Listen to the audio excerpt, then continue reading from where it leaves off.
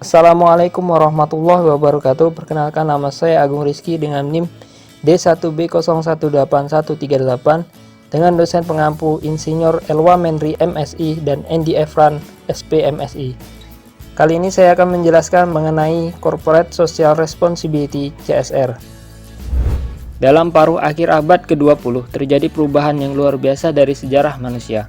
Temuan yang dicapai oleh ilmu pengetahuan telah menghantarkan peradaban menjadi sangat maju, seperti terwujudnya perjalanan luar angkasa, komputer, kecanggihan pengobatan, hingga perlengkapan kehidupan sehari-hari. Ini semua dapat dinikmati oleh masyarakat karena industrialisasi yang dilakukan oleh korporasi.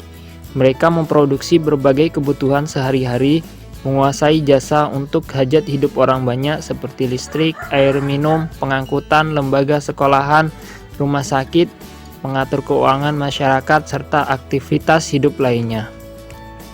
Korporasi telah menjelma menjadi institusi yang sangat dominan mempengaruhi setiap kehidupan bangsa, bahkan melebihi kekuasaan negara. Perihal inilah yang melahirkan wacana tanggung jawab sosial perusahaan. Corporate Social Responsibility menjadi diskursus yang banyak dibincangkan dalam berbagai kajian. Apa sih Corporate Social Responsibility itu? Corporate Social Responsibility atau CSR adalah suatu konsep bahwa organisasi, khususnya perusahaan, memiliki suatu tanggung jawab terhadap seluruh pemangku kepentingan dalam segala aspek operasional perusahaan, yang mencakup aspek operasional perusahaan, aspek ekonomi, sosial, dan lingkungan. Sistem CSR adalah kesatuan manajemen yang dimulai dari penilaian, assessment, pembukaan strategi, eksekusi, termasuk di dalamnya pemantauan dan evaluasi, hingga komunikasi.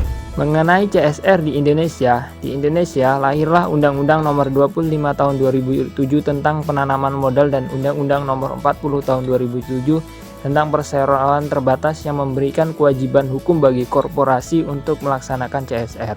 Hal ini dilatar belakangi oleh amanat Undang-Undang Dasar 1945 mengenai perekonomian nasional dan kesejahteraan sosial harus diatur oleh negara untuk sebesar-besarnya kemakmuran rakyat. Berdasarkan prinsip pembangunan berkelanjutan, pemerintah berkeinginan untuk mencegah dan mengurangi rusaknya lingkungan yang diakibatkan oleh operasional korporasi yang tidak memperhatikan lingkungan hidup dan masyarakat sekitarnya. Mengenai praktik CSR di Indonesia, yang paling kurang mendapatkan perhatian adalah komunikasi.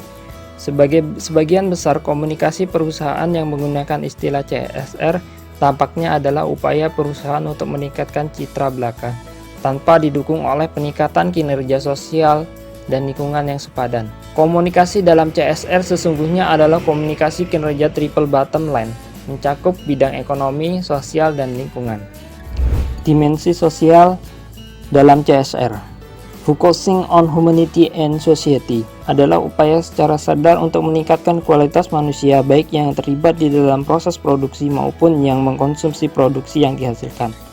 Yang kedua, free, prior, and informed consent, hak masyarakat untuk mendapatkan informasi sebelum suatu kegiatan dilaksanakan dan atas informasi tersebut dan tanpa tekanan memberikan persetujuan atas dampak positif maupun negatif.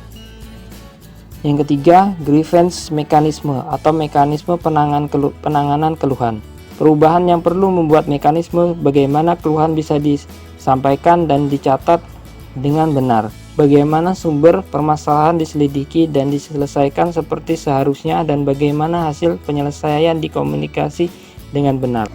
Dimensi ekonomi, kedudukan perusahaan pada tujuan awal eksistensinya, yaitu memenuhi kebutuhan umat manusia dengan melakukan alokasi sumber daya dengan cara yang terbaik. Salah satu yang paling mengganggu kemampuan bisnis dalam mengalokasi sumber daya secara terbaik adalah distorsi pasar, termasuk pengabaian perhitungan biaya sosial dan lingkungan. Untuk dimensi lingkungan, manusia hanya mampu untuk mengubah berbagai bentuk sumber daya alam, bukan menciptakannya. Karena itu, sumber daya alam jumlahnya terbatas, terutama yang bersifat tak terbarukan.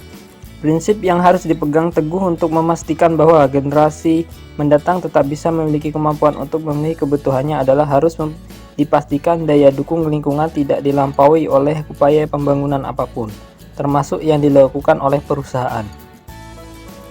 Perusahaan akan diuntungkan apabila peningkatan nilai tambah keanekaragaman hayati, terutama melalui industri pangan, kosmetika, dan obat-obatannya, karena Yang pertama, Indonesia adalah negara mega biodiversity.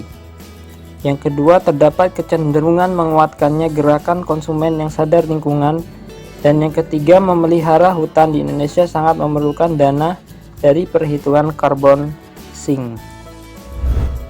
Standar CSR. Standar CSR merupakan alat manajemen menggunakan peningkatan kinerja, membuktikan peningkatan kinerja serta menaikkan posisi di pasar internasional.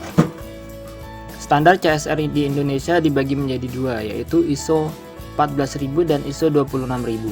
ISO 14000 adalah standar pengelolaan lingkungan, sedangkan ISO 26000 adalah petunjuk untuk tanggung jawab sosial organisasi yang hingga awal 2010 statusnya adalah Draft International Standard. ISO 26000 yang menyatakan bahwa tanggung jawab sosial atas dampak melekat pada setiap bentuk organisasi. Pendapat tentang CSR untuk pertanian berkelanjutan. Menurut saya, sebaiknya dalam melakukan pendekatan CSR, hendaknya dilakukan dengan secara holistik, yaitu lebih menekankan pada keberlanjutan pengembangan masyarakat, community development. Dengan community development, masyarakat menjadi berdaya secara ekonomi, sosial, budaya secara berkelanjutan sustainable, sehingga perusahaan juga dapat terus berkembang secara berkelanjutan. Berikut ini merupakan program CSR di ASEAN Agri Peduli Tenaga Medis. Dalam rangka turut serta memutus mata rantai penyebaran COVID-19 dengan memberikan bantuan APBD kepada para medis. Kali ini bantuan diberikan kepada Puskesmas Marosebo Ilir, Kelurahan Terusan, Kecamatan Marosebo Ilir, Kabupaten Batanghari.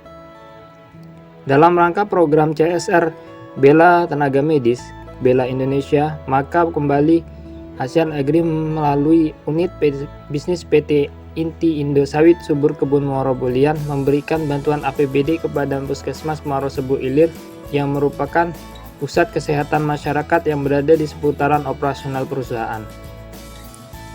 Bantuan yang diberikan berupa 3.000 masker medis, 10.000 sarung tangan, 20.000 mantel pelindung, 4 goggles, dan 2 termogan COVID-19 dengan melakukan pembagian masker kepada masyarakat, menyediakan alat cuci tangan portable dan vaslum desa, melakukan penyemprotan disinfektan secara berkala, serta beragam himbauan dan poster untuk memberikan pemahaman kepada warga agar menjalankan protokol kesehatan dalam kesehariannya.